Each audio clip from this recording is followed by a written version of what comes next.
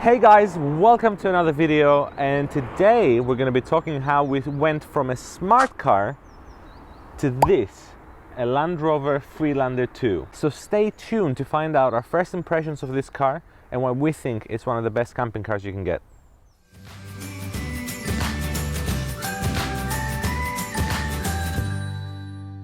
So let me take a moment here to introduce myself. I'm Evan, and together with Anna and Bella, we make Pitch&Paws. And we love the outdoors, we love going camping, we love being out in the countryside, and basically anything that has to do with outdoor activities. So we were looking for a car that would match that sort of lifestyle. The reason we were looking for a car is because our previous car was a smart car. Yep, that's right, a smart car. Basically, the crux of cars. It was small, it was old, it had a cassette player. Anyway, I'm not going to tell you everything about it. It was a smart car. And we were looking at something slightly bigger, and we found this. So, let me introduce you to our new car. This is Freddie, the Freelander 2.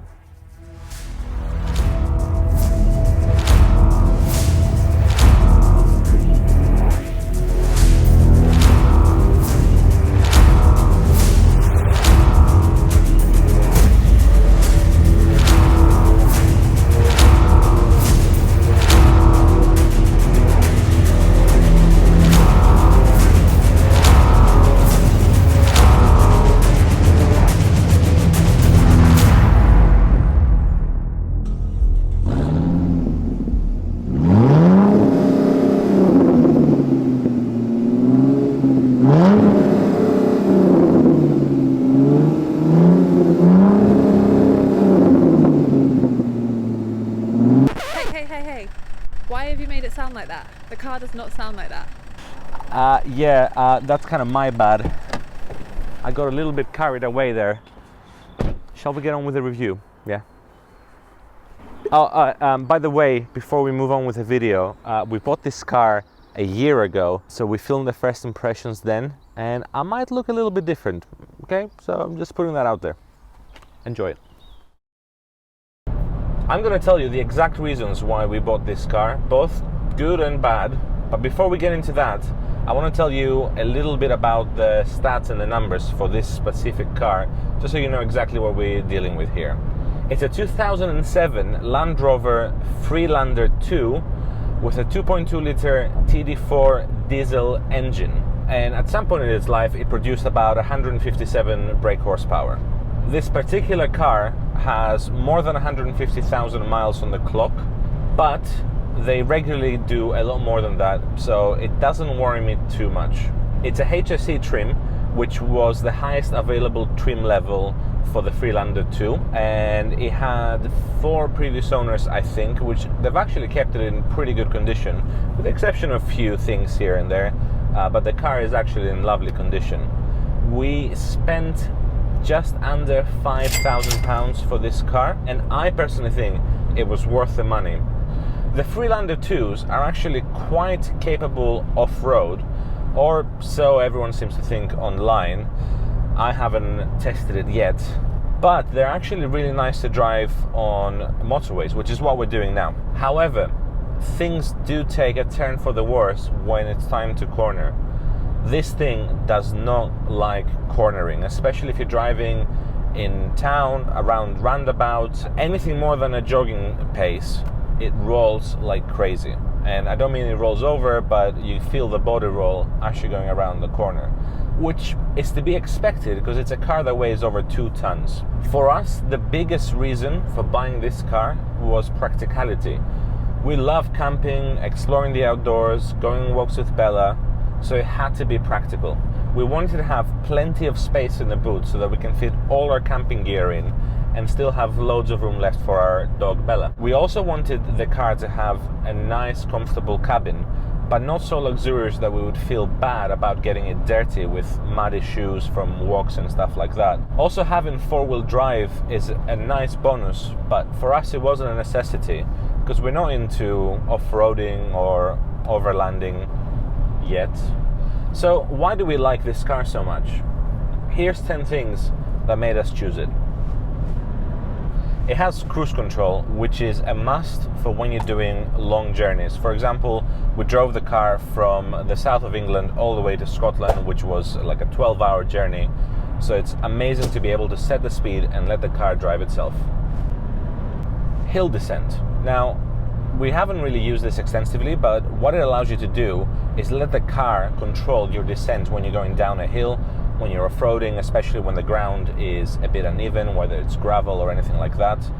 And all you have to do is control the rate of descent using the cruise control button. So you can speed it up or slow it down, and the car does everything else. Boot space. The car has an insane amount of boot space. 755 liters to be precise, and with the seats down it can go to 1,670 liters, which is just insane. And no, I'm not comparing it to a smart car that we had before. I'm actually comparing it to any regular car. It's a lot of space.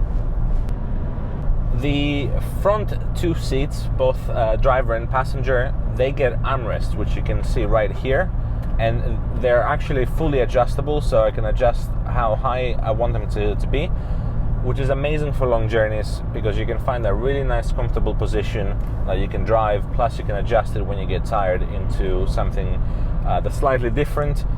But being able to have your elbows resting onto something whilst you're doing long distances is amazing. There are tons of organization features within this car, but the ones I want to talk about are the ones in the glove box because I discovered them recently. So it has slots for your coins, a slot for your parking ticket, for a pen, even for the car manual. It's got heated seats, which is fantastic. I don't know about you, but when we go out on walks, especially if it's been raining and we're all cold, wet and miserable, you can come back into the car, put the heated seats on, and within 30 seconds you feel nice and warm, still miserable, but they haven't got seats that can fix that yet. So heated seats are pretty good for now. Visibility in this car is absolutely great. For starters, the wing mirrors are huge. You've got a massive front windscreen. The windows all over the sides are pretty big, so you get pretty good visibility around the sides, and the back window as well is pretty massive, so that helps a lot with road awareness and being able to check your blind spots really easily. It's got sat-nav, which is the first time that we've had a car that had sat-nav built in. It's nothing really special. In fact, I would say that any app on your phone is going to give you better navigation than this, probably even apps that are not navigation apps, but it's there if you ever need it, and it means it has all the maps preloaded, so you're good to go. It's got a terrain response system, which basically means you have different settings for off-road usage. It has 4 different modes that you can select for different driving surfaces. So it has one for gravel, snow and ice, etc. And I don't know much about it because we haven't actually used it ourselves that much. But what I can tell you that I really like about it is that it tells you which mode you're on the dashboard, and that's pretty snazzy. Perhaps I can tell you more about the terrain response system as we get to experience more off-roading situations with the car. And since we're in Scotland, especially in the winter, we're gonna have to deal with some snow, ice, so it might come in handy then. Sunroofs. It's got 2 sunroofs, and they make a huge difference, especially with how much light enters the cabin. So the front one is electrically adjustable, so you can tilt it or it fully opens as well, and the back one is completely fixed, but it still lets a massive amount of light in. And because it's such a long and wide car and has so much metal all around, if it wasn't for those sunroofs, I think it would be a lot darker, so it's actually quite nice having the sunroofs. Those are our 10 favorite things about the car, but there's also a few bad points to mention, so here they are. So fuel economy in this car isn't fantastic. Out on the open road, you're gonna get about 35 miles per gallon. In town, you're gonna get about 27 at a push. So it's not fantastic, but for a car that's this big and this heavy, it's not bad either. I'm not expecting to be getting 60, 70 miles per gallon, but it would have been nice to get a little bit more. The other problem is it has a 65-litre fuel tank. So when you go to fill up, all of a sudden you're spending £90 to fill up from empty. The infotainment screen, well, it doesn't have any entertainment, so I guess it's just info and GPS. So there's nothing really there. Now, most modern cars will have some sort of snazzy little thing going on, but for this one particularly, it's just your bog standard GPS, nothing more. It doesn't have any phone connectivity in the sense that it won't display anything on the screen with your phone, so you can still connect to your phone over Bluetooth just for phone calls, no music, so it's not great. Now, the other problem is that it's quite an old car. It's a 2007 model, so it's not exactly a spring chicken, and it's got more than 150,000 miles on the clock, so reliability might be an issue. Now, if you ask any Land Rover owner about the reliability of the car, you're probably not going to get a very positive response. Thankfully, we haven't had any problems with this yet. When something does go wrong, it is likely to be an expensive fix. Now, the parking sensors in this car are good enough in the sense that they'll let you know when there's something behind you, so it makes it a bit easier to reverse, and it has front parking sensors as well, so you know how close you are to the car in front, which is nice for a car of this size. However, if they sense the slightest bit of moisture, they will freak out, and then basically they're just constantly on as if something is in front of the car or behind the car. Luckily, you can disable them so you don't have to listen to the constant beeping. The other slight problem with the parking sensors is that there's nothing on the display to let you know where the obstruction is. So you have to listen to the sound, and the front and back play from the different speakers, but it's difficult to know where exactly the obstruction might be. So as you can see, this car isn't perfect, but for us, it's an amazing fit. I personally find it a joy to drive, and I can't wait to go camping with it, see how much stuff we can pack in there, and see if we can go into perhaps more remote areas using the 4x4 and the terrain response system. So we're planning on doing some upgrades to this car, like perhaps getting a new infotainment system, getting some reversing cameras, and I think it's essential that we kit it out with a tow bar and a roof rack so we can take all our outdoor gear with us. With that, I want to say a big thank you for watching the video. Make sure you share it with your friends that are into cars or camping cars specifically, and I'll see you on the next one. Catch you later. You can see it through the sunroof. Yeah. No. So cool. That's the best thing about Nice. the sunroof. There you go. Best thing about having a sunroof, being able to see airplanes. The boot space is ridiculous.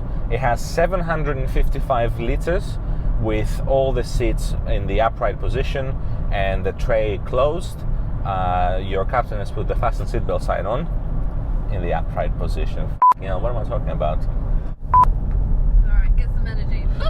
Woo! Woo! Pumped! I'm pumped! I think I popped some veins. Might have had a small stroke there. But how about the energy, huh? I was a bit worried that this was my exit, but it ain't. Oh, it is. Well, that's my exit right there. That's my exit.